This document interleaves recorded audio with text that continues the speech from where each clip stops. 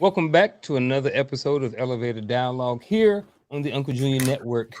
With me today is this panel of great young men. As I said, young men over here. We got Mr. Poor Man, Dr. Phil, the man of many hats, across the table with Christopher McClellan, angry man that is still learning. We got the other artist, Antoine eating his nuts, Christopher, and we got Victor Vizion, Mr. Accountable Masculinity, Mr. Two-time best-selling author. Antoine, are you or are you not eating nuts right now? Yeah. Look, I This think gonna be we're gonna have a good show today. Let's see what this Wednesday But I'm brings. gonna give you guys a little bit of the audience. First of all, thank you all for being here. Appreciate y'all being here, tuning in live, whether you're on YouTube, Facebook, Instabook, Facegram, all these different things. Whatever platform you're on, appreciate you being here. If you're watching it on the replay, I appreciate you for tuning in as well. Make sure y'all hit the like button, subscribe, all that good stuff like that. But let me let y'all, the audience, into a little glimpse of what we have to go through backstage sometimes. So right before we jumped on, first of all, we come on a little bit earlier every day to do mic checks and do sound checks and stuff like this. And sometimes we go over show notes and different things like that we may want to talk about. Well, Antoine comes in today about 36 seconds before we're supposed to go live. So if y'all want to blame anybody for being late tonight, you guys can feel free to blame Antoine. yeah. Actually, I can blame myself, but I'm gonna blame Antoine tonight. I'm gonna take off all the accountability. I'm not gonna have any accountability, and I'm gonna blame Antoine. So, but Antoine, enlighten us with that wonderful joke Oh no, please that you don't do shared with this. us Yeah, share it, share it. backstage before we came on. So hopefully the audience will enjoy it just as much as Wow. we did. I think this is a good joke. So Oh, I said to the gentlemen on this distinguished panel, I said to them, "What's Bruce Lee's favorite drink?" They all looked around. They all didn't have an answer. They stayed quiet. So I said, "What was Bruce Lee's favorite drink again?" They didn't know. So I said, "Water." I think that's funny. So, ladies and gentlemen, this is some of what we go through backstage before we come That was on. funny. Good, bad, or indifferent. This is part of the reason why we all enjoy being over here. Not only does this give us an opportunity to share our experiences and that can possibly help you in a situation or something that you may be going through, but at the same time, it gives us as men an opportunity to get together and talk and kid and joke around and stuff like that. So if you don't have a wolf pack or if you don't have a group of men, we all suggested suggested even if you get together just for a little bit of time, it can be so powerful.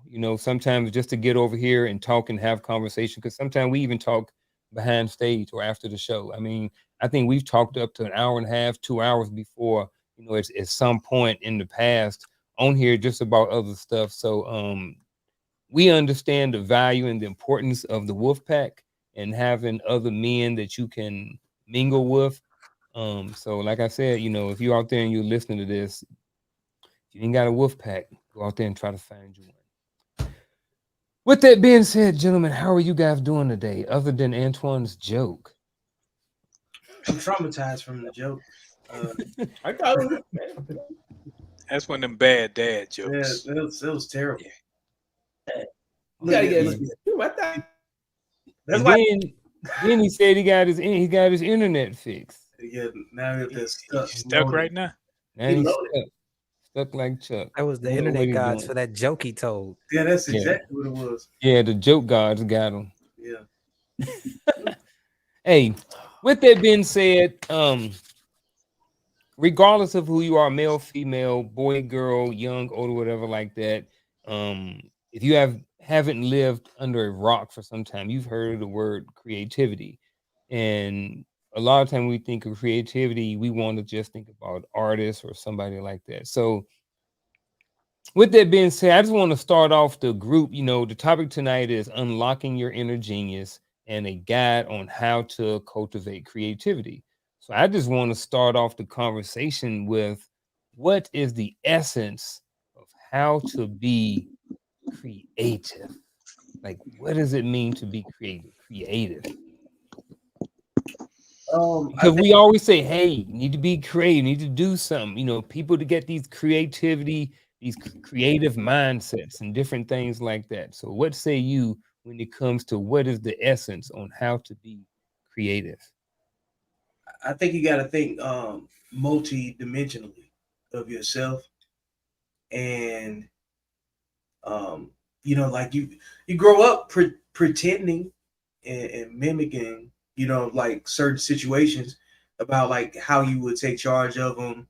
You put yourself in you know, like whatever hypothetical scenario that you can. You know, like I guess simulate, because that's what it is to simulate something.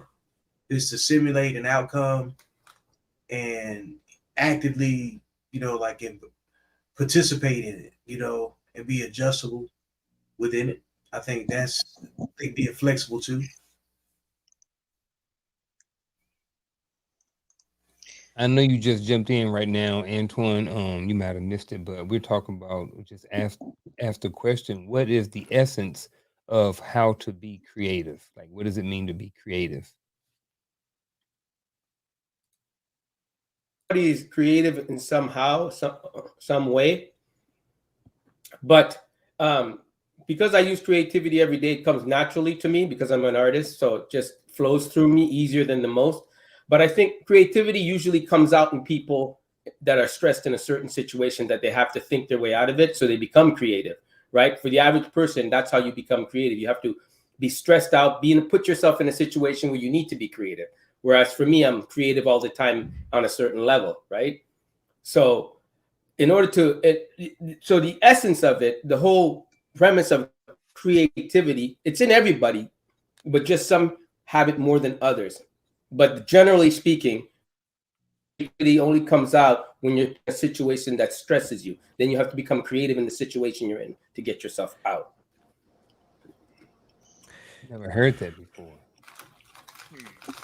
After hearing what everyone already said, I would say the essence of how to be creative would be the feeling of being able to take a thought and make it real.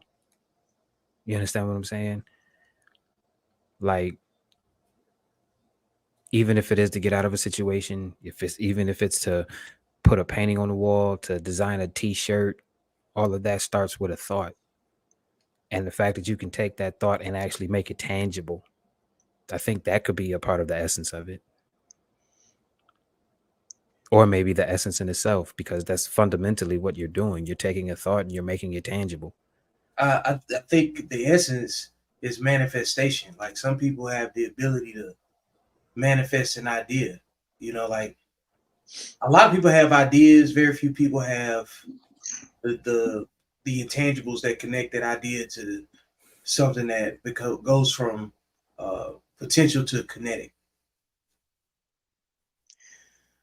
See, I think it's definitely mental and not necessarily a stress related, but when you can conjure up something in your mind and say, man, this and this may fit well together and it's outside of the norm. So your creative juices get to flowing and you say, man, I'm gonna try to put that together. Like when I put the macaroni and cheese in the chicken wings or whatever it is, like, man, I like this and I like that. Let me see how it is combined.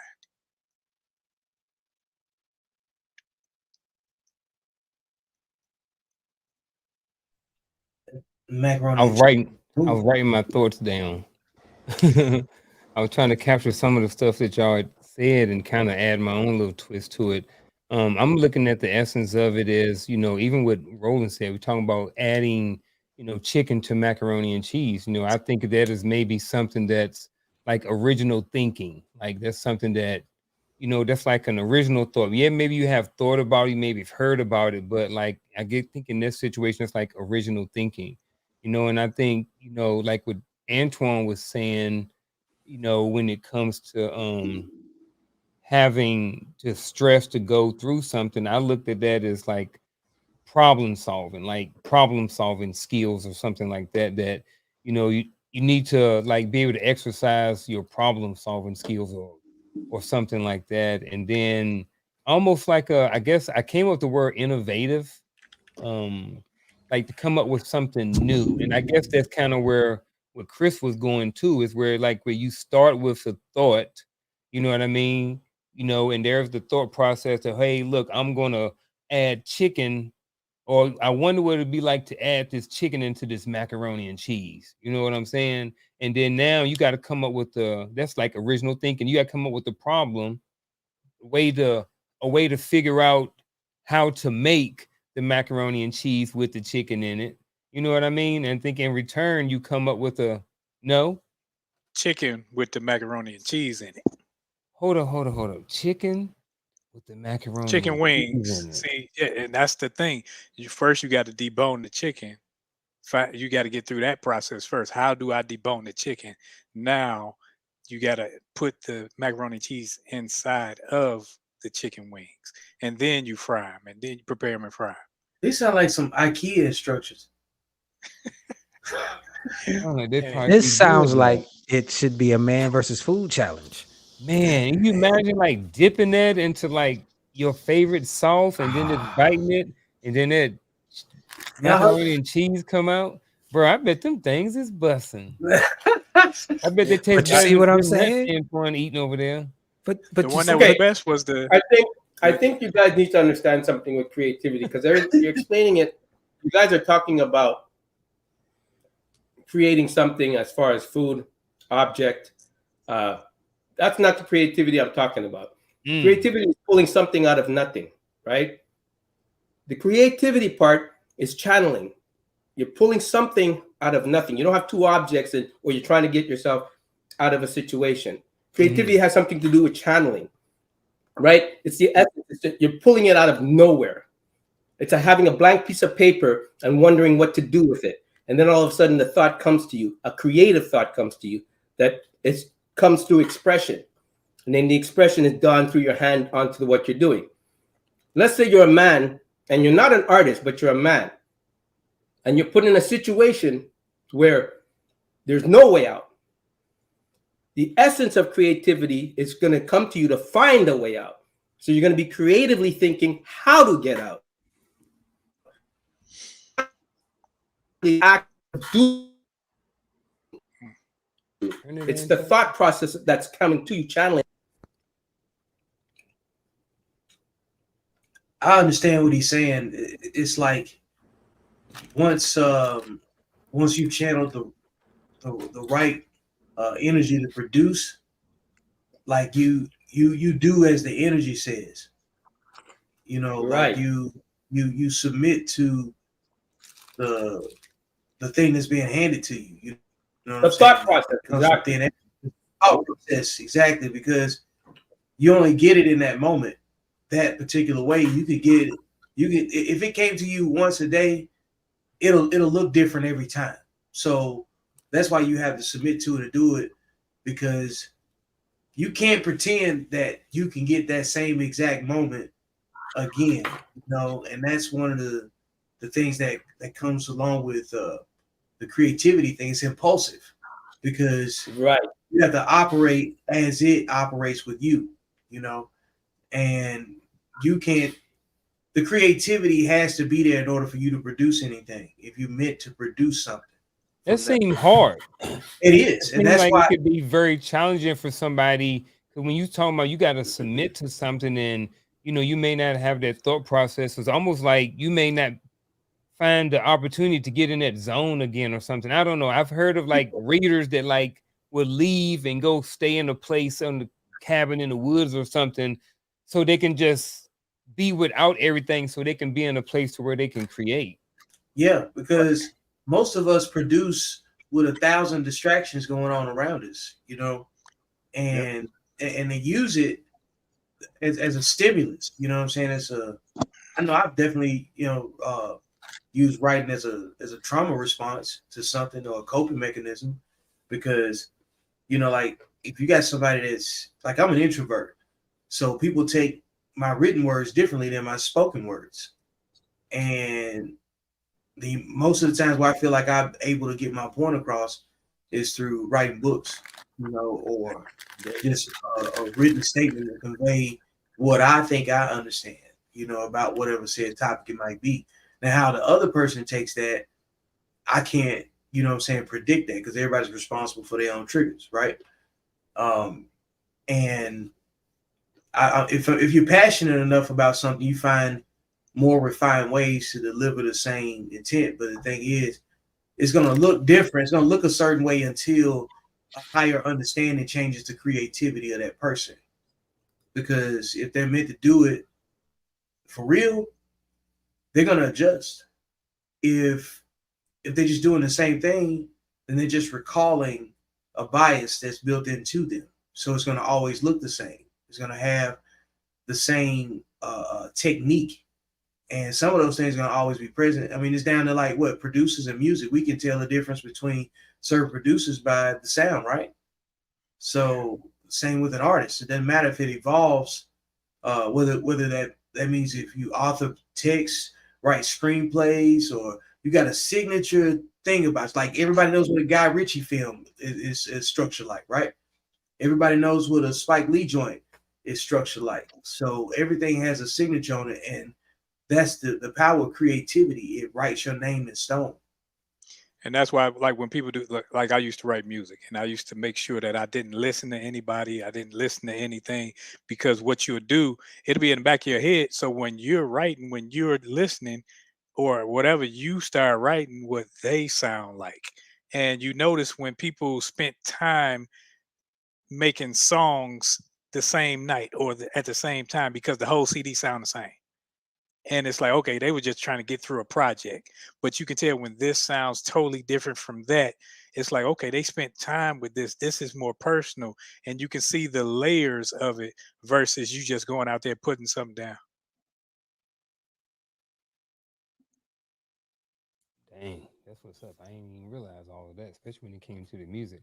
I just looked and I was like, man, I like that song. I like this song. I don't like that song. It's You know what I complex. mean? But now that you think about it, I guarantee if I was to go back and listen to some old CDs, I definitely would be able to pick them up. Even stuff that like I listened to, on a regular basis back in the day. Interesting. A shout out to Real Bravado Network. He said Vic went over there and killed it. And shout out to Charlotte Jordan. When was you over there? Was that same night? The other night? A different night. Yeah, I think it was. I went over there for a little while, and What we was, had what was real. the topic? Oh, it was deconstructing the demise of the black family Oh, Mm, from a certain period.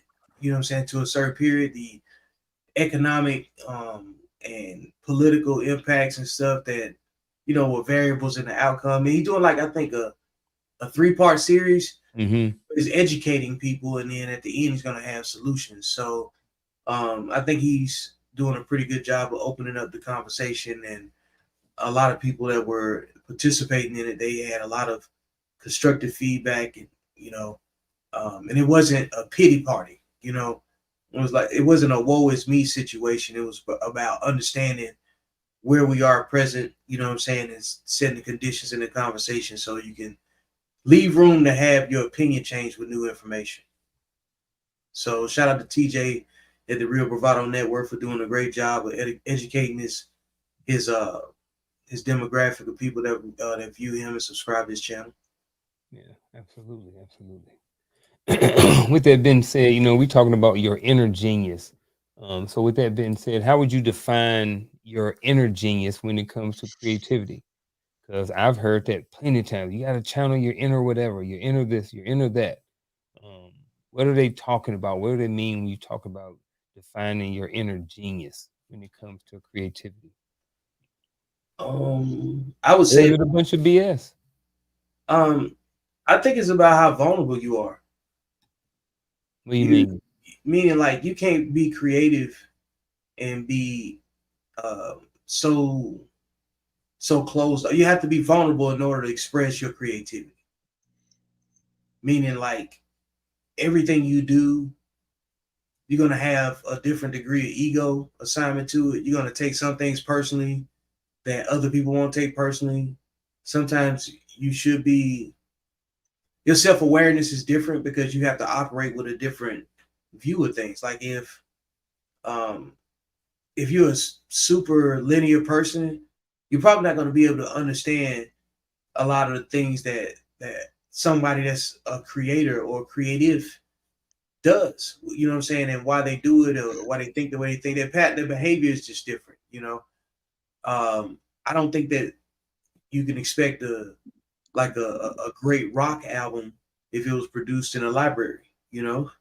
Uh, and it's certain people that have certain behaviors that produce certain things. Most people's favorite entertainers are, alcoholics and and drug abusers.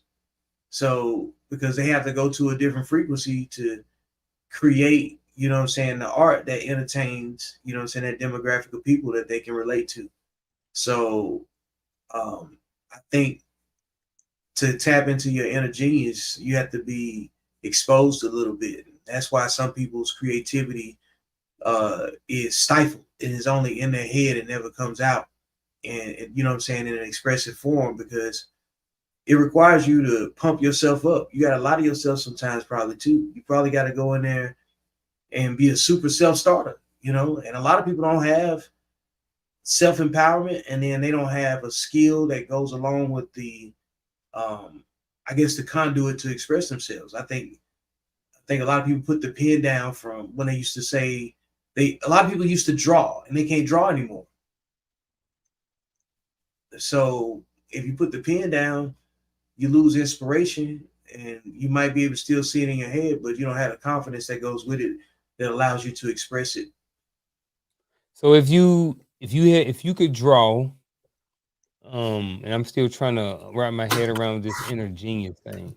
So if you could draw and you put the pen down for a certain amount of time, and then you picked it back up, would you be able to tap into your inner genius then? Depends on how inspired you are. Mm. I mean, you can be inspired to do anything with the tools you know how to do.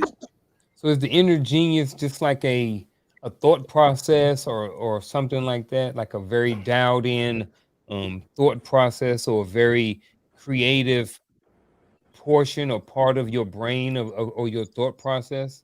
I think I inner think the genius is present all the time. I think the inner genius would be that part of you that's willing to, even though you're scared, even though it's fear there, because no one wants to be mocked. No one wants to say that's some trash. No one wants that, but you got to be able to push through that because you have something that you want to express. And as long as you want to express it, you got to be able to push it out. And what happens is people stifle it because they say, well, this don't look like that, or this, it's a comparison thing. It's like when Eric Badu made that song called Tyrone. At the beginning of it, she said, she made mention that she's serious about her stuff because at the end of the day, when you saying something that ain't of the norm, people gonna look at it like that's whack, and nobody wants that type of ridicule.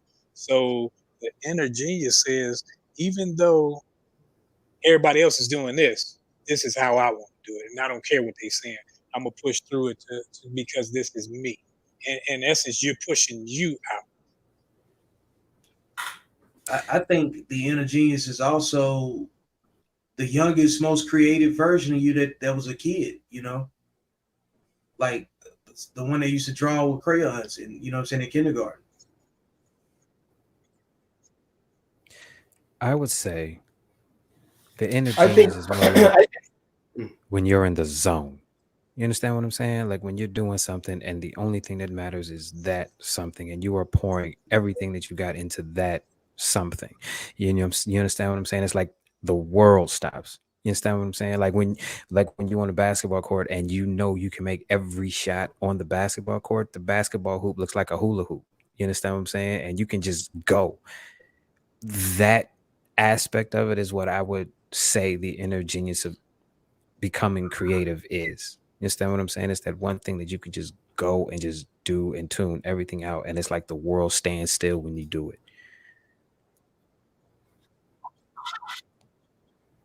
What you got, Antoine, before you go back out, before we lose you?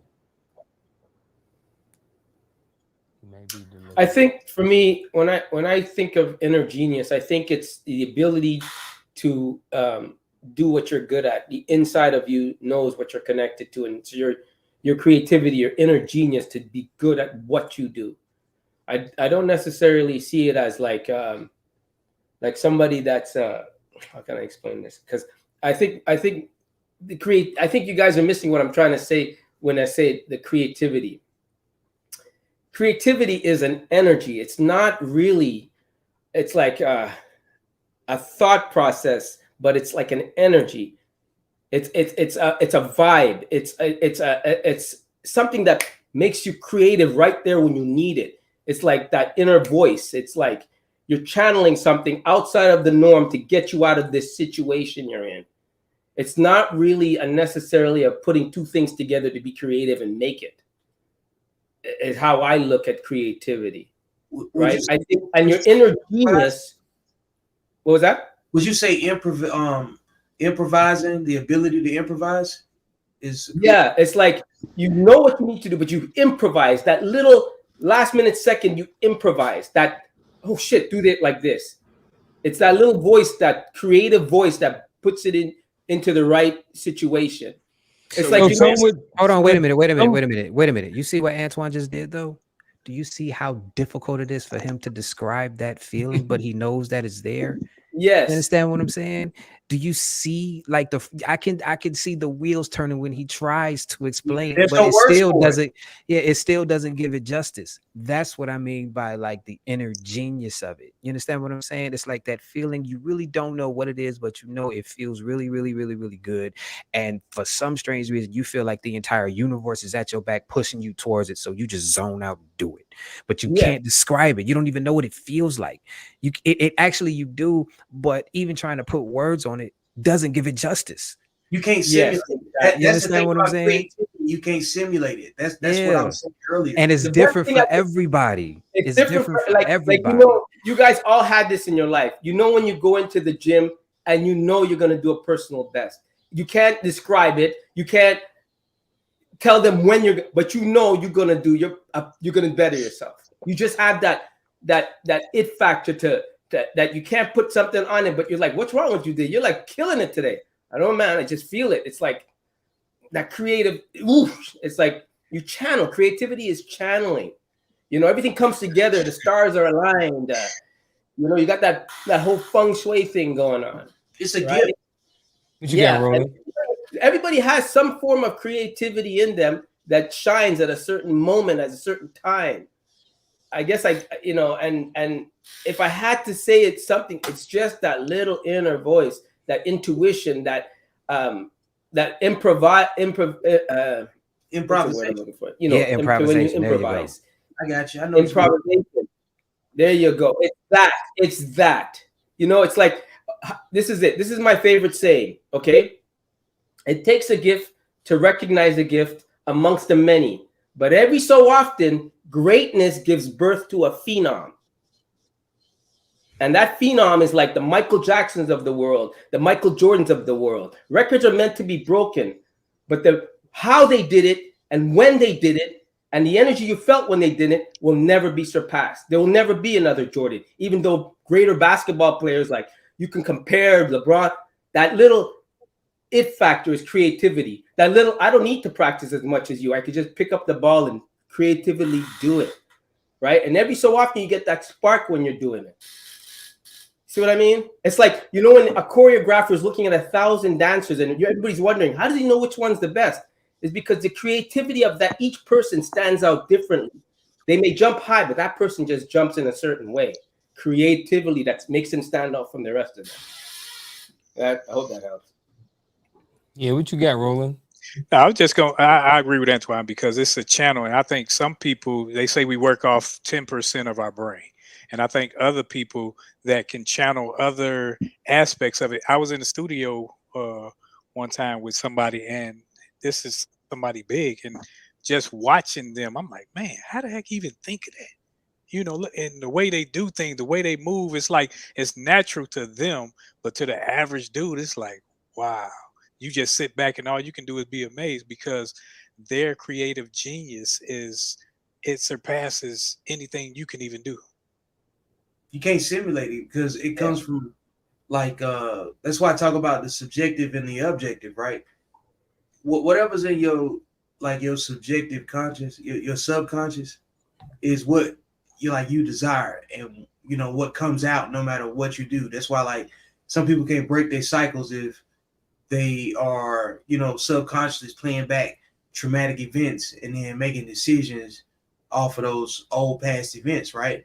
But if you find a way to transmute that negative energy into something that that you could channel, use in combination with your creativity, you get a different outcome, and you get a different sense of self, and you can complete something. You know that you can go further than what you've already, done before, and you kind of like take your limitations off once you, do something from the abstract and make it tangible, and Yeah. then you could, discuss that walk in life that brought you to, this this culminating event and whatever product it is. That's why like artists are always just talked about when they produce an album and it's a culture bending iconic album, that's why music is synonymous with whatever's going on in the world. Like the music was different when it was Vietnam, because the the creative spirit of people was going to find a way to express itself and give its grievances, because creativity is like one of the main ways that people can express grievances. Exactly, Vic. And like Vic's a writer, right? Anybody could put down Vic's words, but the creative part is they coming to Vic. They're coming to him. That's the creative part. They're coming to him. For you and me, we have to think about, what comes next. For him, it's I and he want to just punch whoever expressed. set Antoine's internet up in the face. Like Yeah, I of really all want to do it. I shows. want to punch them in the of all face shows, the so one where hard. yeah, Of all look, shows. hey, but I I get it, Antoine. It's like if you were like painting, whatever you choose to paint, you could probably paint whatever you want to, but when you choose to paint something that is in your head, you're gonna do that particular painting differently than you'll do one that somebody requests of you, because you're hard on yourself. You demand more for yourself. That's the thing about creativity too, and the energy of it makes you hard on yourself. Bingo. Exactly. And it we create like creativity blocks because of it sometimes, because you want to deliver, you don't want to have to go back and correct anything that you can get right the first time. So Yeah. sometimes you end up being in an all or none type of situation in your mind, and it becomes a writer's block in some cases. It's not that you don't know what to say. Sometimes it's you know what to say, but you don't know how to arrange it, because the arrangement of information determines, like how it's consumed, digested, interpreted, and then even disseminated and shared with other people. So you want to be very careful about, the way that you convey your message, in your expression.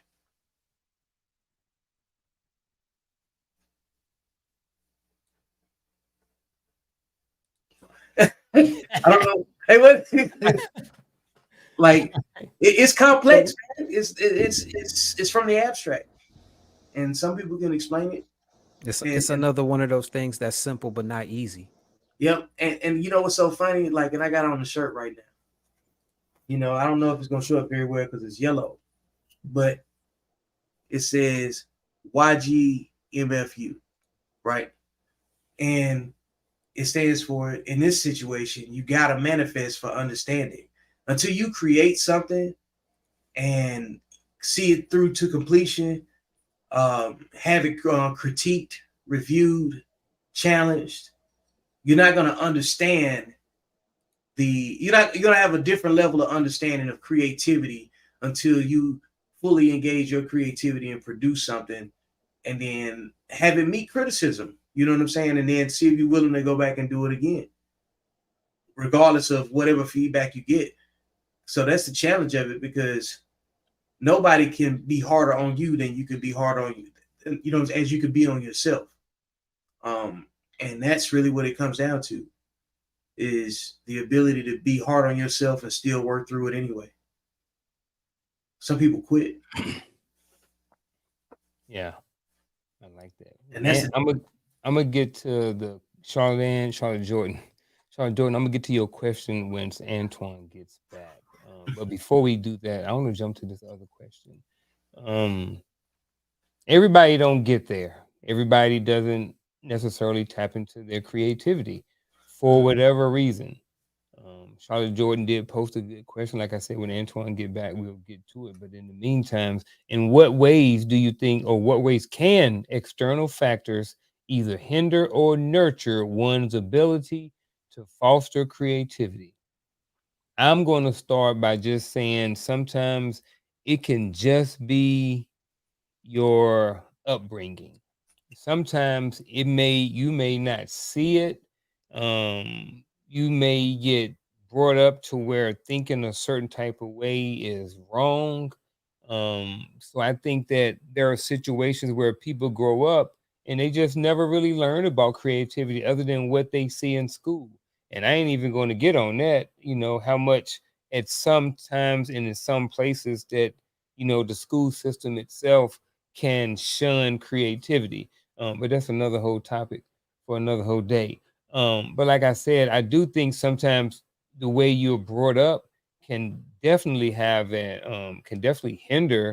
or nurture someone's creativity. Because I mean, say for instance, it could be economics. You are the young child, you growing up, you like, you know what, I really want to play the piano, or I really want to play an instrument or something. But in one situation, they may not have the money to pay for lessons, to rent a horn or something like that. And then there's another situation to where um, it's being nurtured because they have the resources to do. It can hire a private tutor to go to lessons 5 days a week and have a piano, grand piano brought into the house, or a keyboard or something like that. So, external factors such as someone's upbringing and the resources that the family has can definitely either hinder or nurture someone's ability to foster their creativity.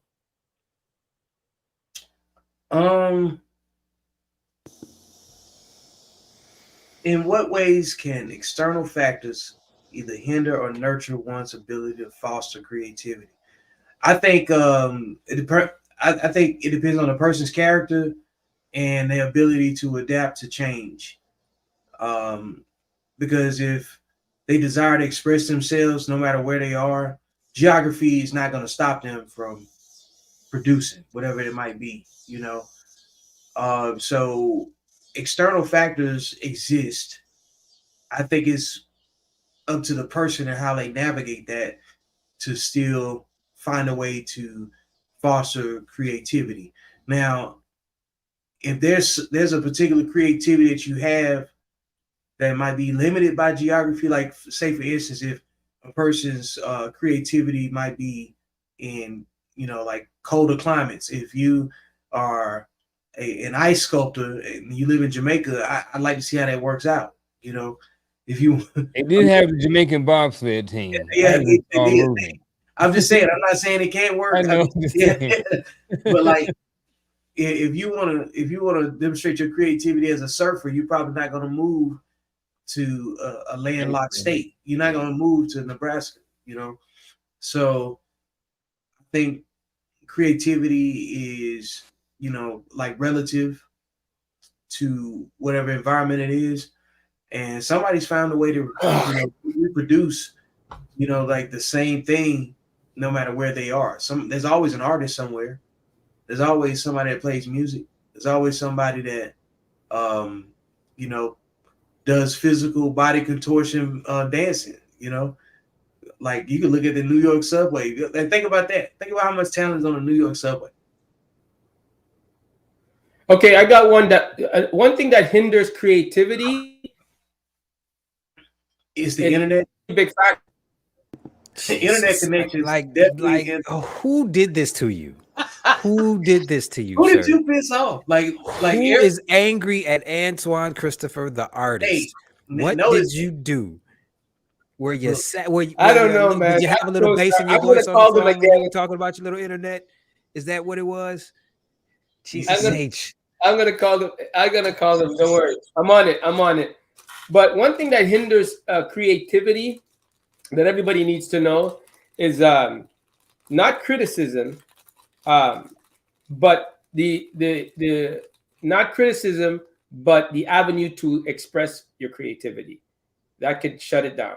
If you don't Ooh, have like what? Example. like you're trying to Opinion? express a certain thing that you have within you, right? But somebody's trying to direct you in a way that you know creativity is this way, and they're Like trying They to, parents. see it. Yeah. like a parent, right? You know what you're good at. You Mm. know what you're doing. You creatively is there, but somebody that hinders you back from expression. Mm. That's a shutdown thing for creativity. Mm. Yeah.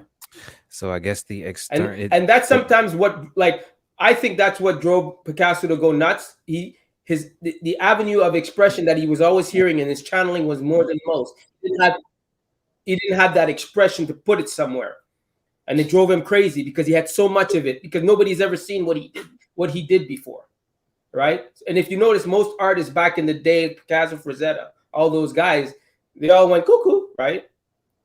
Because nobody allowed them to express how they feel, you know. You gotta find an outlet. So So I I guess Yeah, they can do both. like Vic, you would relate to this. Like Vic, you would relate to this. Some books get banned. That's for an artist. That's devastation for a writer, right? Your books gets banned, and here you are. You spent months creating it, and all of a sudden you can't put it on a shelf. But creatively, you know it should be there, and somebody, boof. That's like that. Oof. I'm yeah, sure Vic, you know. yeah, that's quite a few things. Like anytime you get your avenue blocked in some type of way, like it doesn't matter what it is, so because it can happen in anything, But I know exactly what you mean. Like when you got a completed product and nowhere, what I'm saying, to display it, Right. or you don't have an audience, rather. Yes. I think that's the main thing. Not having an audience. Not having an audience. Yeah, Nobody came to my concert. Like nobody's there for me to sing to. that would definitely have to be like a redefining moment. Like you hear comedians talk about getting booed, and they all have been booed before. So Yeah. like knowing that you got to go try it in, what I'm saying, probably is different when you getting booed for not being funny. Right. It's your So life's work. so the external factors can hinder and nurture at Right. but it just depends on the situation. Is that what I'm hearing? The character of the person. I think it depends on the character of the person, because you got to think there's some people that have a talent and they can demonstrate it at a high level, but the difference in them and their peers is how they deal with the criticism when they don't do what other people anticipate. Like for instance, right? Kevin Durant handles criticism of his game way different than a lot of other players, right? So he in some players or entertainers or athletes, if we're using that as an example right now, will like get into it with hecklers online. And whereas there's some people, they'll let you talk all day about them, and they don't care if you're trying to go. They don't even go look to see what you're saying about them. Post and ghost. Yeah. Okay, there's another component that nobody's mentioning. Okay. The component of being in an environment where everyone sees you have a talent but wants you to stay where you are, so they tell you you need to stay where you are and don't give you the type of environment that you need to be creative. Yeah, and Yeah, that's that's kind of What would that suppression. be, Yeah. Antoine? What was The that? type of people, like I talk about it all the time, man. The type of people that are around you, that are happy that you're doing good but don't want you doing better than them. So diving into your creativity and diving into your talent might be, for some strange reason, an ego downer to them, because they may think that you better than them because you dived into your creativity. You understand what I'm A saying? And perfect, that's a a portion that a perfect lot of us example. don't know how to get over, because a lot of these people that want, quote unquote, want you to do good but not better than them, are sometimes camouflaged as the people you grew up with or your friends. Yep. Yeah, And and Vic is right about that too, because you can have You know what a good example of that is when nobody wants to invest in your creativity. It's like your mom knows you're a great hockey player, but she don't want to buy you the equipment to play, so you can't play. So here you are wasting time saving up money to buy the equipment. That will destroy you, right? And it's like people ask, "Oh, is is fear, can fear hold you back?" I am never scared to talk about art, right? There's no artist that's going to come in front of me and I'm going to be shaking in my boots because I believe I'm the best. The only fear that an artist really has, like internally, and I'm sure Vic could relate to this, is when we can't express it and we know there's no way for us to express it. That little fear of like, will it ever get out? Like, shit. Like, every Yeah. avenue, nobody could see what I could see from these words or this picture, right? But I would say we don't have fear when we're talking about what we create. There's no fear in that. I think it varies. I think there's Right. a component in there that mirrors exactly what you're saying, Antoine. But like it may apply differently for me than it does to you. Like some things you'll take personally that I probably wouldn't, and vice versa, right? So I think for as far as like being a writer is concerned and not having an audience, I don't have that concern because I think uh, as a writer you have to cultivate differently. Like as an artist, you got to paint, socialize, work for certain clients, and get referrals. You know, but as a writer, I can decide I can drop whatever I want to drop right now. You know what I'm No, but saying? I let's say can. put yourself as a writer, Vic, and somebody had to narrate your writing as a play. They had to. That's what I was about to say. Yeah. It's about the timing in which I want to um, engage and how vulnerable do I want to be? How exposed, you know what I'm saying? Do I want to be? Because like if you produce a book, you got to be ready to talk about it. And if you're not ready to talk about it, you know you should probably, you know what I'm saying, have better expectation management of how you want to, you know what I'm saying, get it out because the information is going to go out, right?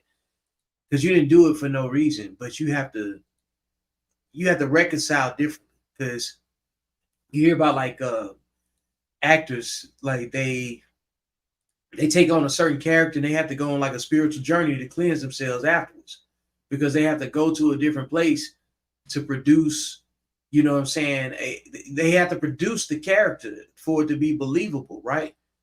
Well, as a writer, you have to do the same thing. You have to put yourself on multiple sides of different scenarios, depending on what type of writing you're doing. You know what I'm saying? And if you're doing something that's very introspective, you're gonna have a different spin on it than you know writing maybe fiction or something else like that. Because I don't know what that is. I don't know what it is to write like space novels or something. You know, because I haven't done that type of writing. I don't even think I have that kind of experience. But I'm creative enough to know how to arrange my thoughts to tell a story. So I have to time what part of the story I want to introduce first before I can tell the whole thing the right way. So um, the space for being able to speak and the audience is the most important thing because if you don't have a receptive audience, you're wasting your time. To the topic at hand, I'm gonna jump in. Hopefully, external factors. I thought y'all would have jumped on it earlier, but because I've never taken any drugs or anything like that, when I did edibles, it took my mind. It took me to a place where creatively I was feeling like I was on another plane for real. So I could understand why Jimi Hendrix or whomever it was, why they did certain things and then they were in that zone. Because it took me, I was like, whoa, what the heck? And I'm writing and I'm doing music, doing screenplays and skits, and I'm all over the doggone place. And I'm like, hold on, I don't like this feeling because it takes me out of my normal, out of my comfort zone. So that's one of the factors where it could hinder and help because it could help you to be like Robin Williams, where he had to do something to get on stage, and they up there getting that nose candy, and they doing these get on stage, and they get that bravado, and then it could hinder because it could take you further than you are willing and wanting to go. Yeah, someplace you can't get back from. Yeah. I think that's important. I mean, I don't know how many times I've heard on podcasts and stuff, and over the years, people talk about man getting high and getting drunk and taking some other substance in order to get to a certain level of creativity and openness and freeness and stuff like that, so they can create and stuff like that. What you think about that stuff, Antoine? What's your opinion about it? Well, I've written some of my dopest rhymes and some of my best papers high. I said earlier, But your see, favorite thing artist though, on drugs. right, here's the thing though. There's a difference between somebody getting high and then doing some shit and then somebody just getting high and just doing nothing. You understand what I'm saying? But they're also I can go into it, but there are also different strains Yeah, that are but actual strains that make you productive. You understand what I'm saying? So When you're like that, remember a drug makes you open back part of the brain, right? Because it gives you nothingness, clear. It it's makes a you think. hallucinogen. It's an hallucinogen. So it opens that side of the brain to just channel all kinds of things. That's why you feel more powerful. You feel like you have no fear. Everything goes away with that part of the brain. It's like, you get more courage when you're on alcohol because it unlocks that part, you know. people become prettier. Oh, Well, the more you drink, yeah. Sure. yeah. When you and have more beer and goggles, more handsome. Hey, way before Instagram filters. right? Yeah. Before Instagram filters, there was beer Yeah. goggles. Hey, I'm gonna get to hold on, where is it? Let me get rid of this question real quick. I'm gonna get to Charlotte Jordan's question. She put a question up there. She said, "Do y'all believe that everyone is creative and they haven't?" And I think what she's saying is that everybody has some sort of level of creativity, but maybe some people just haven't tapped into it. I think people tap into it, but they use the wrong reasons. Like, you got to be creative to lie, and most people have told a lie at some point. That's what I'm saying. Either like depending on how bad the lie is, it's a stick figure drawing or a Picasso. Yep. Everybody is I believe that. I believe that everybody is creative. I think that but sometimes things trigger your creativity to make you get into it. Like I think that as a person that is creative, I think that everybody has something in them that just needs to be tapped into to become creative and express it. So how come? But I think a lot of times when people think about creativity, they automatically think about like art or like doing something with their hands or creating music or something like that. Think about Um, it. I'm sorry. yeah, go ahead. No, just think about where out of and I'm not trying to go here, but I'm going here. I think about out of slavery, how many inventions came from that? Whether it was the cotton gin, whether it was the street light, whether it was blood heart pumps and things. When there's a need, somebody's mind is thinking, dang, if I can do this, then this can rectify this problem.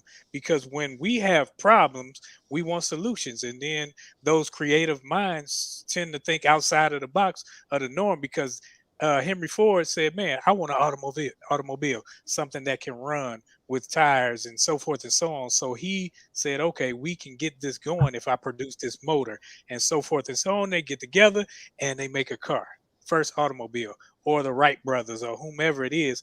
When there's obstacles, people that think outside the box want to go above and beyond those obstacles to say, okay, I can overcome this. Mhm. Solving problems So is being so do creative. everybody? So is everybody have? So is everybody creative? And Yes, you to think that some some Yes. people just don't tap into it, or do everybody tap into it? They're just creative in different areas. I was about to say that most people don't even realize they're being creative. Yep. Like when you solve problems, that's a form of creativity. Everybody doesn't solve problems the same way. So do you think that some people just think that only certain things are considered being creative? 'Cause I think that some people think that being creative is really about doing something like being an artist, like or drawing or something like that. I don't think that really people think about it in when they're thinking about it as you know, I'm at work every day and I'm solving problems. I don't think they go home and like, you know what, I'm being a creator. So do you think that we are narrow-minded into thinking that it just involves like art and music and, you know, I'm gonna say this, but I'm not being disrespectful. Like, you know, like when people say, oh, the weird kids, right? Those are the kids that we know we look at as like the creators and stuff like that. Sometimes they're the introverts, they wear weird clothes, they, you know, different things like that as compared to what we consider normal. I don't agree with that, but I'm saying that that's what some people say. We consider those as the weird kids. So, you know, so how is, if everyone is creative, then how is it that some people are able to do certain things with it and some people are not? Everybody don't have the tools to express themselves. Hmm? Or the I correct think lack of, environment to do so. yeah, a lack of. I think it comes down to resources, Support. and environment. Like a lot of people know how to do. Like if you know how to, I don't know, bobsled. You know what I'm saying, for lack of better terms, or for whatever sport. Since we heard that's the most recent one. If do you think you have a better time learning to perfect bobsledding in a place where bobsledding is a sport or not a sport? It's like saying, um, do you think you'd have a better time in Spain if you spoke Spanish or not? So I think you have to go. You know, you got to be in the element of where you want to go. Be validated in your creativity too. That's the other thing too. Creativity is about validation as well. Uh, you don't just do it, you know, to some people just do it and make it a hobby. But when it becomes and transitions from being a hobby to something that you want to pursue as a passion, then that hobby is done with a different type of energy. You know, the creativity is still there, but it's relative to whatever you're doing. And so I think people creatively, you have to be creative when you schedule stuff. You schedule around your creativity. You schedule around what's important to you, and you creatively connect to people. Like it's some people that you only deal with in certain spaces because they might mess up your mood, And or I'm they gonna jump on what Chris said. Chris, I think he went to environment. Sometimes your environment dictates how creative you can go. Because think about it, like the New Jack City, the movie with Nino Brown, how they set up the Taj Mahal. That was creative. It's creative thinking, even in the hood. It's creative thinking in selling drugs. It's creative thinking in some things that we deem destructive.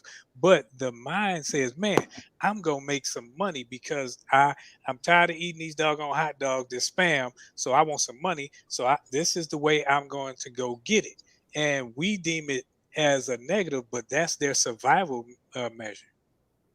Exactly. Remember that you're going off the definition of creativity when you talk about it as an arts thing. It's a building thing. It's a that's the definition. That's where people go to. But creativity, like I said, comes out in some people when they're stressed because they have to be creative to get themselves out of it, and it has to be pushed. You have to be in a dire situation. You become creative and you say, "Okay, I got this." Right? MacGyver. MacGyver, you become, you tap into all kinds of things. You just all of a sudden can do it. It's like when you don't know what to cook for dinner, and all of a sudden you just grab this, grab that, and you make something out of nothing like that. That's creativity right there, Everybody right? can do it. Remember the thought. Remember, put it this way. I can relate it like this: the thought process is the creative part. The execution is what comes out, right? Remember, so it's like you cheat in your mind, but the act of cheating is a different thing. You already cheated in your mind. You already done it. So now you're acting it out. And creativity is the thought, and the execution is what comes out. So from thought to expression, you know? That's why. Yep, because and that's what I'm saying. Like a lot of people are creative, and then the lack of resources and the ability to express it's like you can have 10 people doing the same thing, and if you got different resources, you're gonna get different product. You know, and it's not Yeah. guaranteed that the person with the most resources will have the best work either. The person with the least amount of resources is probably going to be the you know what I'm saying, the best creator in that situation, in that scenario, because it's a survival element that's the difference between, like when you watch sports and you see somebody like, man, these players ain't hungry anymore because it's all about money, you know what I'm saying, and it changes the quality of the product that you're watching, right? It's the same thing. It's like if there has to be an element of survival, there has to be a threat of failure. Yeah. Um, and that changes the type of product. You could tell when somebody's hungry or not. Yeah. You, What you got, Chris? I mentioned environment, and you immediately went to resources. That was not what I was referring to. I was referring to the environment of being able to have a talent and not be able to flourish in it because the people around you don't think that it's lucrative, or the people around you put their limitations upon you. That's what I meant by environment. I wasn't talking about Oh, resources and all of that. That is a component of it that is true, but I have seen people, parents. you know what I'm saying? I've seen parents completely destroy their child because their child had a gift, but their parent couldn't see themselves doing it. But I have also seen parents dive into what their children wants to do, and that child is flourishing beyond measure because she has a creative space. That is what I mean by environment. That Having a is talent is a true. good thing, but for some strange and we were talking about cultural norms last week. This is what I'm talking about. Unless you can dribble a basketball, run a football, play some kind of sport, or you are some type of, you can get your way into some type of talent, something, anything outside of that, they're going to look at it like it's funny. You understand what I'm saying? That's what I mean by environment. And Like if you want to skateboard in the hood. yeah, but well, you know what's crazy? I see more skateboarders in the hood now. Now, Now, yeah. You but understand not what I'm when I saying? grew up, I was the only Yeah. black guy in the neighborhood that was had a skateboard. Yeah, but Right, that's like what I I'm played saying. Like tennis. that's what I'm saying. Like you have to be in that type of environment to be able to creatively flourish. And for some people, that environment is a place that they really can't escape from. So they can't really flourish like they want to. You understand what I'm saying? Or Yep. they get the dream beat out of them because their parents think that they should go work for somebody for 25 years and then retire on a pension. You understand what I'm saying? It's just Being, fragile. being a creative is is being a creative is extremely hard, male or female, because we have to deal with rejection on a regular basis.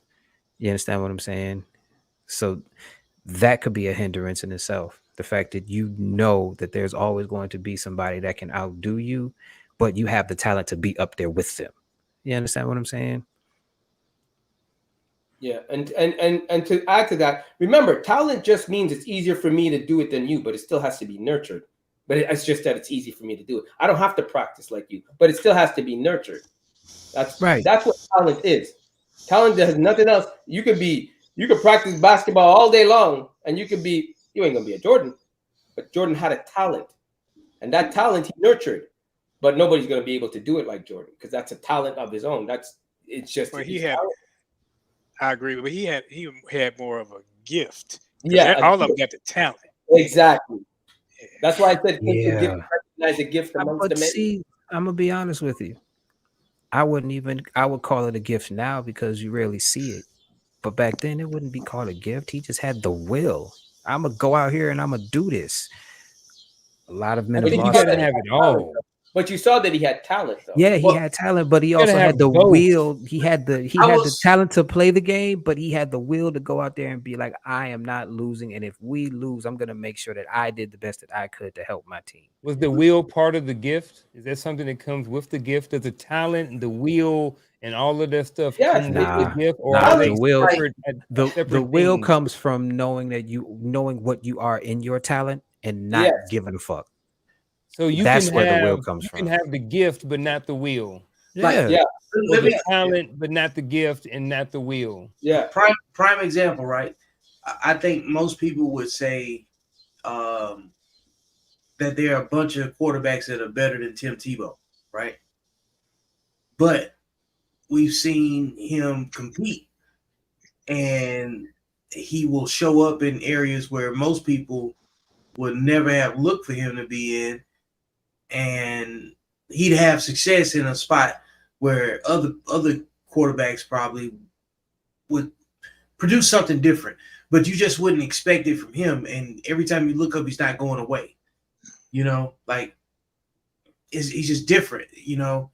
And the way he accomplishes the same thing. It's like somebody that is like the basketball player that's missing an arm. I can't think of his name right now, but he had that crossing people up. Emmanuel. Yeah, come on. He had that crossing people up. He looked like, you know, he was born with a basketball in his hand. You know, the way he moves with the rock. Just tall, smooth, Today, all of that. today, Huh? there's a basketball player like that today. Right now. Yes. And he Yeah. is, One and arm? he like, Yeah, he will embarrass you. he's, He'll but see, embarrass everybody else. he's like really, really tall and elusive. But yes, he only has one arm and he is destroying cats. Is he in the pros or I just Nah, never heard of him. I don't think he's. I don't even think he graduated high I school think he's yet. going his first. Yeah, he about to go to college. I think in Yeah, I Virginia. don't even think he out of high school yet. Wow, I gotta look him up on YouTube. I didn't know this. So Yeah. if we're talking about talent and talent and will and all these different things, so would it be fair to say that every quarterback that's in the NFL has a gift and that they have talent? No, everybody. No, hold on, because here's why I'm asking. Okay. Let's say there's 32 teams.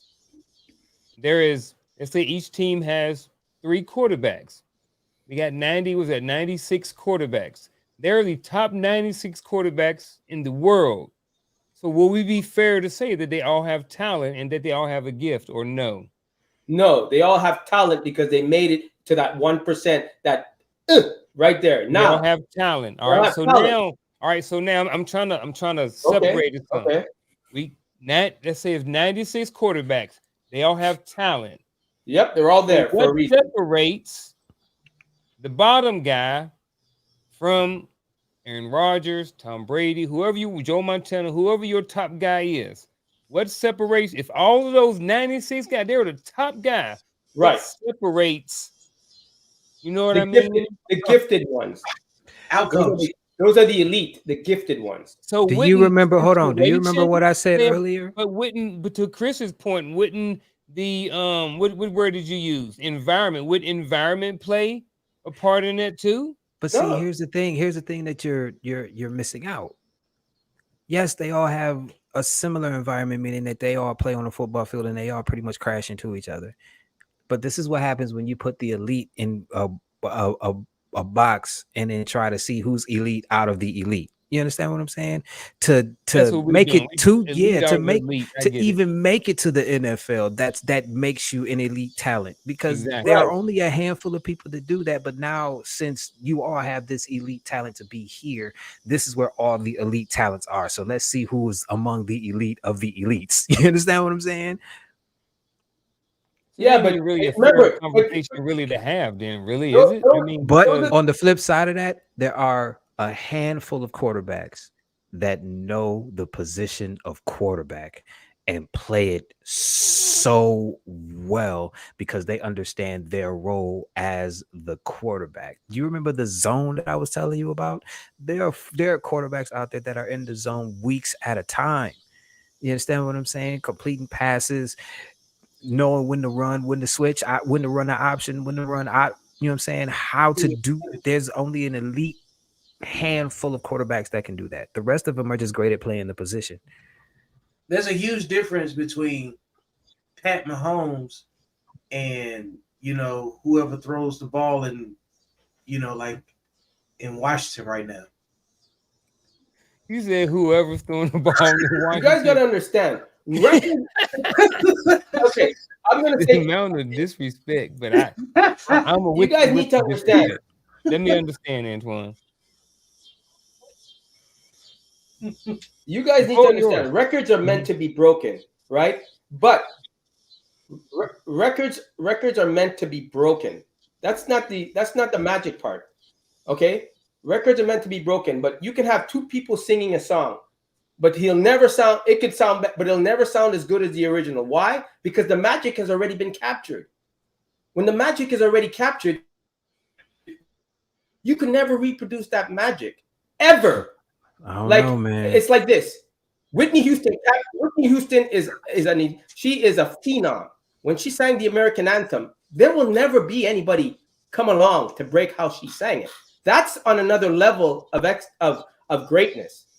You'll have people come along and do it good, but you'll never have the magic because it's already been captured. You can't bottle it back up and release it again. It's already out there. That's what I'm trying to say. Like I said, those are phenoms. Those They're are like, nah, phenoms in a that's sense subjective. that they're meant to inspire. No, they're meant to inspire generations to come. Like Michael Jackson, he broke barriers. Those are meant to inspire. Michael Jordans are meant to inspire generations to come. But you'll always talk about Jordan. There will never be a conversation about basketball that's not a Jordan. There will never be a conversation about singing or soul music when you're on the level of Aretha Franklin. These are phenoms. These are not everyday voices you're going to hear. Whitney Houston is a voice you're not going to hear the next person come up and do it. These are little nuggets that you get thrown at. That's how I look at teams. You can't take a team sport and then make it to where, oh, this person is the best. Like Pat Mahomes. Pat Mahomes has a bunch of talent around. Has a talented offensive line. Whereas you look at what's his name, Jones in New York, garbage offensive line. His running back went down. He had zero, or Washington had zero receivers. When you don't have talent around you in a team sport, you're gonna look kind of like trash. So like Pat Mahomes, he has a gift of throwing the ball at awkward positions and stuff, but he also had Tyreek Hill who would run and go get it and take it to the house. So when you talk about stuff like that, it's different than you talk about a Tiger Woods. It's different than you talking about a Serena Williams or somebody who's doing it all by themselves. Yep. So absolutely. Because it depends on your defense. It depends on your offensive line. So you depend on a lot of people. But at the end of the day, when we talking gifts and talent, we have a lot of people who put it. Emmitt Smith had an offensive line. He holds the record for the most yards, but during his time, he wasn't the most talented running back. Because when you think about Barry Sanders, or you think about Bo Jackson or Marcus Allen or somebody like that, they had more talent. He had the better team. So his stats say, hey, I'm the greatest. Whereas everybody else looking at him like, nah, because you can even, like, people don't like OJ, but OJ was a monster. OJ was a beast. I don't remember OJ. I just saw clips of OJ. You grew up with the Hertz rental car. I'm a Cowboys fan, man. You know what I'm saying? Like look at this example. You have singers back in the day that will, look at a Luther Vandross. These are guys that you haven't heard that. Look at Marvin Gaye. That man can pick up a microphone and sing. He don't need no background. He don't need no acapellas. That man could just sing. He pulled off on Johnny Carson. He just pulled out a voice, and you're like, God damn, like really? His music has gotten me in a lot of trouble. Yeah, it's generational talent. It's just but like, that's what I was saying earlier. Like, that's the difference. That's like putting all of the elites together and saying who's the elite out of the elite. Because to even be in that position, you have to be elite, because there aren't that many people that can do it. Yep. That's why I don't do the whole who's the greatest this, who's the greatest that. You understand what I'm saying? Because there are factors that play into that. Yeah, it's more like who's my favorite. Yeah, cause I know kids like my age talking about like Tupac. I mean, not my age, but like, they like 19, 20. They talking about like Tupac and Biggie in their top 5. I'm like, how? Like, y'all got your own. Not saying that they're not, but I can't put none of these young rappers in my top generation because I don't listen to their music like that. Now, they may be great. I don't have Tupac and Biggie in my top 5. Only because I'm a fusion of both, and I don't have Biggie and Pac in my top 5. Because like when I grew up and I started listening to music and stuff, like there was certain music I didn't listen to and I wasn't allowed to listen to. When I started listening to music, I was an R&B dude. So I was listening to the R&B dudes. You know what I mean? So I missed all of the 80s and most of the 90s rap and stuff like that when rap was at the highest and stuff. Like I missed all. I was kind of in it, but I really wasn't. I was just now starting to get into rap music. So those weren't even though I'm 47, those guys are not the top rappers. Like Good, Bad, or Indifferent, I was an Eminem fan. That was my dude. I was a Snoop Dogg fan. That was my dude. Those are the people that I listen to. So I was Jay-Z. Those are my top dudes, because that's what I listen to. Not based off of what someone said on the internet, and I won't agree with Vic. So whatever Vic says, but either way, again, I didn't took the conversation a little bit left. I apologize. But anyway, With that being said, we get to some. We got about 15 minutes to do some true and false questions. Charlotte Jordan, everybody that chimed in the chat, I appreciate you for being here. Everybody at home, really appreciate it. Continue to engage in the chat, all those good things like that. So, with that being said, ladies and gentlemen, everyone, true or false, everyone possesses an inner genius waiting to be waiting to be tapped into for creative endeavors. What do you think, Charlotte Jordan? It's true or You guys false? keep saying that name. Is she a regular? Yeah, that's my mom. He's only been here for 2 years. That's all. Just since I've Oh, been that's your here mom. at least. Yeah, she's over here every week. Yeah, you guys always mention her name. She's always in the chat. She's always in the chat. Yeah, That's That's my wild. mom. situation That's your supportive. mom, huh? 0. She's supportive. Wow, man, your mom's really supportive, man. Yeah. She be on Go on mom. Friday night. She be on Empower Perspective podcast. I would say it's true though. I Say think true? I'd say yeah, that's true. true. Generally I would speaking, too. That's true. true. Yeah. That horse is dead right there. Dang, everyone. Kick it back to life. All right, you guys so smart. So, true or false? Everyone should create something in their life. I think this is a very. That is true. I think everyone Yeah, does or at least create try it. something. I think ideally, I think we all create something. Some people create problems, solutions, and opportunities. You know what I'm saying? But Like when that. people creating problems shouldn't be creating. Hey, that's How do you know it's a actually- problem? how you know it's a actually, problem. You understand what I'm Exactly. saying? How That's do why I you know say it's a it's problem? subjective. It's But subjective. actually, you do. If you think about polarities, we need people to create Well, problems for their I tell you like solution. this: if you create things that hurt other people, don't create those things. But there's always going to be people to create those things, so you're always going to Hey, have I to just have said, people hey, to create. So that's why I say it like is true or false on this one is kind of ambiguous. Because like for instance, like I saw that way differently than y'all probably saw it, you know. But as we started unpacking and asking the questions, what measures success is different for people from person to person based on the environment, right? Because what if the person doesn't know that they're creating problems, you know? And the thing that they deem to be a problem is based off of their morals. The method in which they go do it is based off of how they were raised. Or or their environment taught them that the nonsense that they was doing was normal. What if the nonsense that you're creating is profitable? That's called Moderna. And we got a whole bunch of private jails in small communities. Hey, that's creative. You know what I'm saying? Like anything that you got to be covert about, you got to be creative. I mean, that is true. I mean, you remember when you used to get in trouble, you do something. Remember, like when you was planning your lie for whatever it is you did. Think about all the thoughts and creativity and the whole process that you went into to tell a dumb trying to not get caught in whatever it is. It could be, growing up. Remember, your mom said, "Don't eat the cookie. Don't steal the cookie out the cookie jar." And you like, what kind of alibi can I come up with? Where was I at? What time of day it was? Couldn't have been me. Can I go brush my teeth? You know what I mean? All these different things to come up. I mean, when you lie, you are creative. You are in a creative zone sometimes. I said it earlier. I said the lie is creative too. It's a creative zone right there. It's a 2D movie.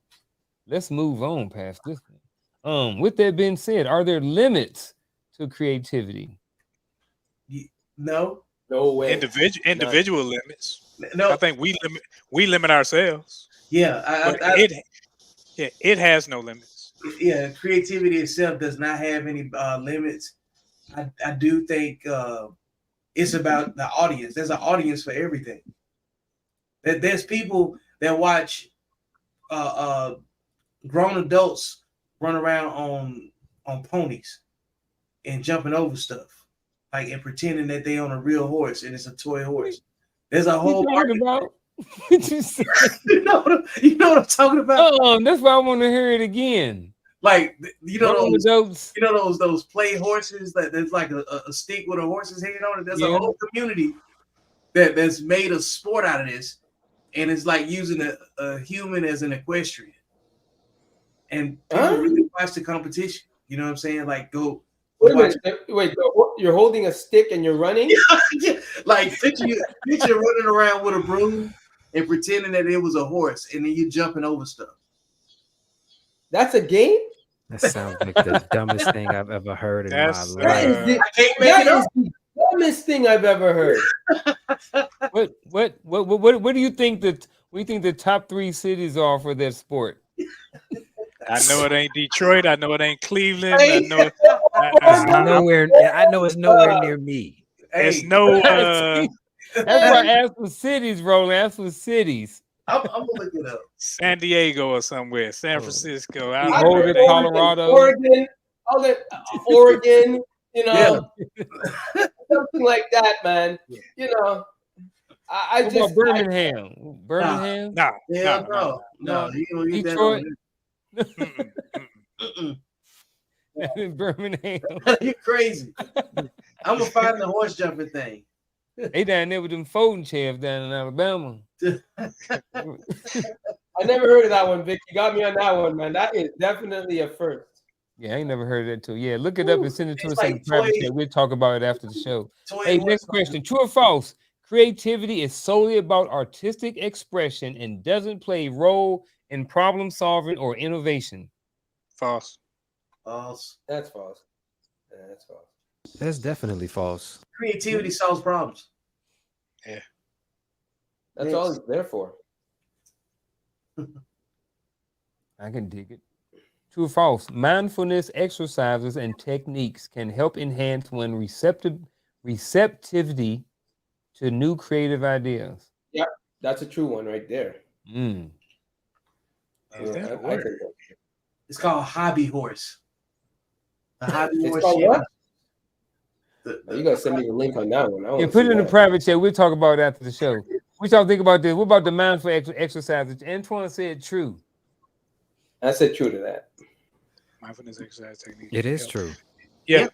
Yeah, I agree with that one too. Ooh, creative blocks. True or false? Creative blocks are insurmountable barriers that can be overcome with practice and strategies. I think so. I like to say that's true. I would Let's say talk. Yeah, go false. I would say take false. us and down a here's why. creative block. Creative blocks are insurmountable barriers that can be overcome with practice and strategies.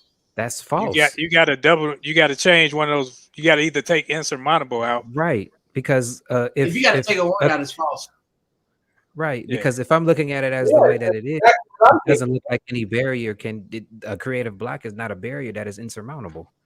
Right. So just by reading the statement is false. Yep. Because if you can overcome it with practice and strategies, then it was never insurmountable in the first place. It was something that you could get over. Yeah. I think the minute that you have to deconstruct the statement and change words is probably false. And Antoine, can you take us down a 1 or 2 minute ride when it comes to creative blocks? Just anything that you want to say when it comes to creative blocks and maybe how it comes to creativity.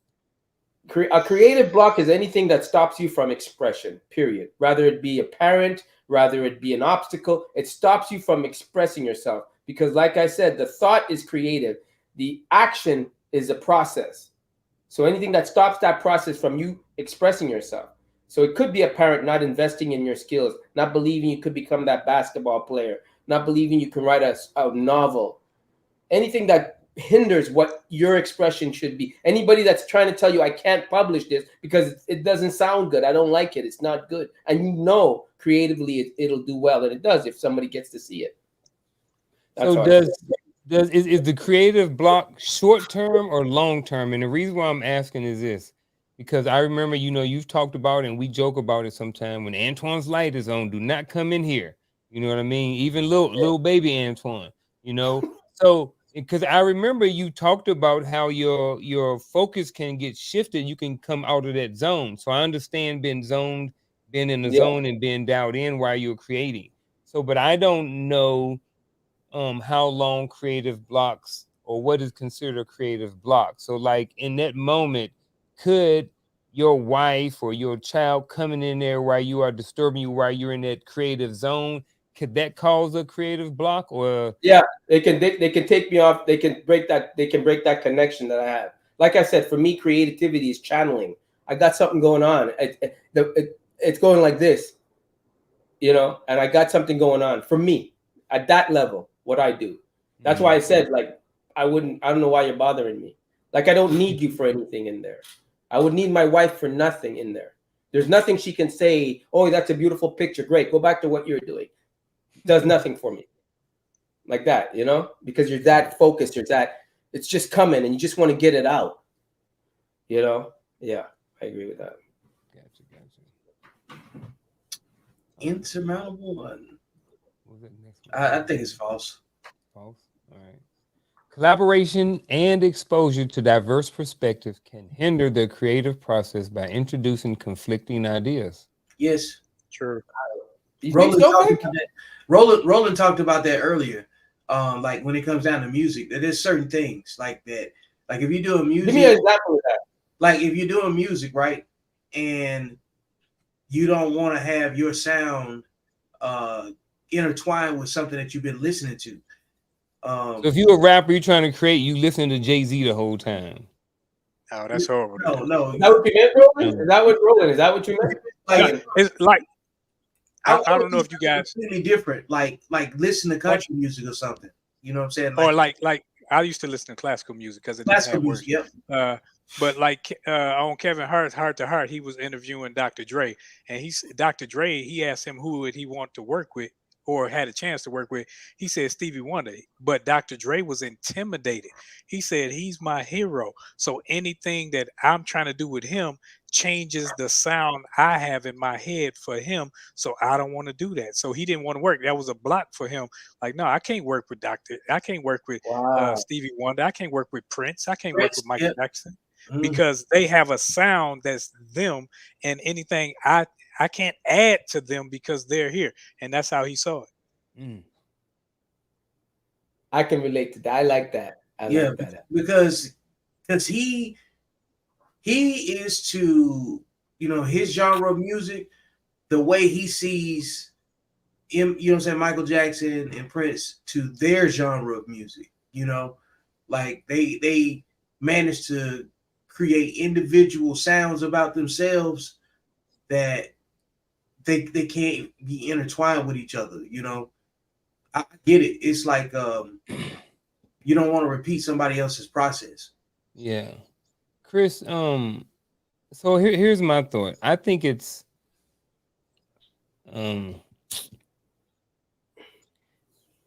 false, but I think it's based off the person, right?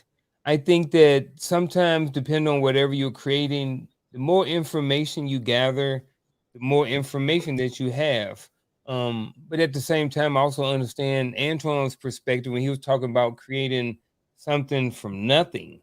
You know what I mean? So honestly, I kind of see it both ways. And since I can kind of see it both ways, I'm kind of more like so I'm false. Like I think that sometimes exposure to diverse perspective can actually help the creative process. But when you put that word "can" in there, can mean it can go both ways. Yeah, that's why I went this way. Okay, yeah. Okay, right. Got it. Yeah. Creativity allows you to have it both ways. Like some things are just linear. You can't. Some things are just right or wrong. Chris? Yes or no? I would say that one is more situational than anything. Because in some cases it can hinder, in some cases it can massively help. And multiply. I think it comes down to the individual. And the reason why I asked you because of this. Like my wife can listen to music loud and sit over there and do homework. Me, it got to be some jazz. It got to be something with no words in it. Because if I know the words, I'll find myself picking it up. That's exactly why we said earlier about music. And if you're an artist and you're trying to create music, you got to be careful what you're listening to. So that's why we said like classical music or something like that, something with no words in it, right? Something was just, sound. Because like you just said, then you hear the words and it alters your ability to perform, right? Have you ever been trying to talk to somebody while sending a text message and then you can't do both? You got to say, hold on. is because the mind is trying to figure out what to do with your motor skills. You know what I'm Or saying? drive backwards, you got to turn the radio down. Yeah, exactly. Yeah, there's always something that alternatively allows you to, accomplish what it is you said. Concentrate. Yeah. Like when you, Hey, real quick, hey, we got 1, 2, 3, 4. We got like 5 more of these real quick, and we already at the time mark. So let's shoot through these real quick, gentlemen. yeah, Real Really quick. good topic. Yeah. True false. Blah, blah, blah. True false. The concept of inner genius is creativity. In creativity refers only to genetically gifted individuals. false. That's false. Yeah, I think That's everybody false. put false on that. That's a good one. Cultivating creativity requires setting rigid rules and boundaries to channel ideas effectively. It can. It can, but It depends on the individual. I want to say false Rigid. a bit on that. I think it False depends on. because of the word It rigid. requires setting. Yeah. Yeah. I think would false say is true, rigid. but only from this aspect. Setting Creativity is rigid not rules and contained. boundaries just means that Yeah, I'm because going it's to not focus on contained. solely on this and nothing else. You understand what I'm saying? Like I'm not going to let Yeah, anything take me yeah, away from this. So I would yeah. say true. It would help Really? channel ideas it would help channel ideas effectively because you're only focused on Requires. the thing. You understand what I'm saying? Did it So I come would say down for you, yeah, you Chris, gotta have the rules. definition of the word rigid? That I could be think subjective too. all of this is subjective because, like a football coach, like Yeah. has to have a philosophy that cultivates empowerment and let his coaches work independently so they could use their creativity to put their philosophy into their players so they can get the best performance out of it. And sometimes that requires somebody to adhere to a higher understanding. And in a larger group and in a team situation, everybody has to adhere to a higher understanding. That's why Roland said it's hard to grade people that play a team sport versus athletes that play an individual sport.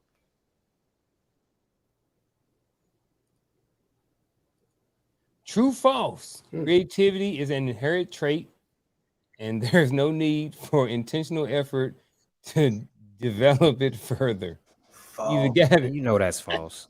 False. You Your knew that daddy when you didn't give typed it it to up. you. Your mama didn't give it to you. Hey, False. Yes, OL. they know it was a bad question to ask because from the get go it's already on some bullshit. You know what I'm saying? It's not inherent. Oh man. Curiosity is the driving force that contributes to fostering innovation and original thinking. Yes, true. I say yes. That's Yeah. true. I would say true. It's definitely a driving force. Absolutely. I'm definitely saying true. What'd you say, Antoine? Was he He frozen? stuck. He Yeah, he stuck frozen. smiling? He stuck smiling in his sexy man pose? Look Like at him. we like He looked like he had on the thong You for a look like minute. one of I'm them like, old album covers from the 70s. Y'all take everything just too far. This man paused and he had 8-bit Nintendo graphics. 8-bit. Yeah, Nintendo graphics. Y'all just went in and clown. Antoine, my man, 50 grand though. Hey, last one, and then we out of here. Hey, mind wandering and daydreaming have no impact on enhancing creative thinking abilities. are you serious? false. That is false. I False. daydream a lot. That's what False. So you should creativity daydream is. more. Listen, man, I love sitting in the room with nothing like powered on, like my phone turned off, my laptop turned off, my TV turned off, and just sitting here and just being alone with my thoughts and just daydreaming about all of the stuff that I want to do. Man, that is such and Oh, it yes. it that feeling stays with you when you're able to do that. It stays with And you. that's why any psychiatrist or whomever will tell you to take all your TVs and all that stuff out your bedroom because now your mind is trained to go to bed instead of because even when the little red light is on, you thinking, man, I wonder what they doing on ESPN. I wonder what happened on this. What CNN talking about? What the weather in Texas or California? You start thinking of all this stuff in your head because you sitting up there just looking at the light, wondering what's going on. Yeah. I want to wait till Antoine come back. I like daydreaming, man. Even when I ain't daydreaming, like Chris said, just being with nothing. Like I get up at like when I head out in the morning to go to the gym in the morning. So I'm leaving like 4:30, 4:40 in the morning, and I'm heading out. And bruh, it ain't nobody out there but other people going to work out or other people going to work and like deer and Man, I'm stuff. sorry, guys. But man, I put my hoodie on. I put my hood over my head. I I'm roll so my sorry, windows guys, down, man. and I don't have nothing on. I don't have no music on, no radio or nothing. And it is so peaceful. And by the time I'm get there, I'm just like I'm ready. You know what I mean? I'm focused. You know what I mean? Every once in a while, I'll listen to something, but it's only like a 8 to 10 minute drive. You know, so most of the time I ain't got nothing on. I'm just going there in peace. Yeah. Yeah, I had to turn around this morning because I forgot my shoes and had to go back home. Get them. Nothing worse than getting at the house and then leaving something. Yeah, especially your shoes. I needed them. Yeah. I'd be walking out the house in Crocs. And then put my shoes when I get to the gym. Yeah, they be complaining about tracking sand and dirt inside the gym and stuff sometimes, but yeah, I Okay, take hey, my Vic, shoes now off that you're after the back, I got gym. a question for you guys. So, Ask the question, then we can roll out. okay. So, are we still live? Yeah, we still live. Oh, I can't ask my question then. All right, well, I'm glad you asked then. Hey, with that being said, we want to hear what Antoine's question is. So Oh, we're no. gonna jump off of This is here after hours. and I end didn't the see the red. show. Hey, with that being said, gentlemen, I appreciate all y'all expertise, your conversation, everything that you shared with us and the chat today, and everybody who's watching. Chat, appreciate you for being here. Everybody who is watching on another platform, I appreciate you. With that being said, we will be back again next week, same time, same bad place. I forgot to mention Coach. He got some other things going on. So, but FYI, he will be on Empowering Perspective podcast this Friday at 8 p.m. Eastern Standard Time. And if I know most of y'all probably didn't, but just in case you missed Code Talk this morning, go ahead over on the on Vic's channel. Vic, drop your link real quick and go over there and watch the replay of this morning's episode of Code Talk. So with that being said, ladies and gentlemen, we will see you all back next week, 7 p.m. Eastern Standard Time for another great episode of Elevated Dialogue. We are out.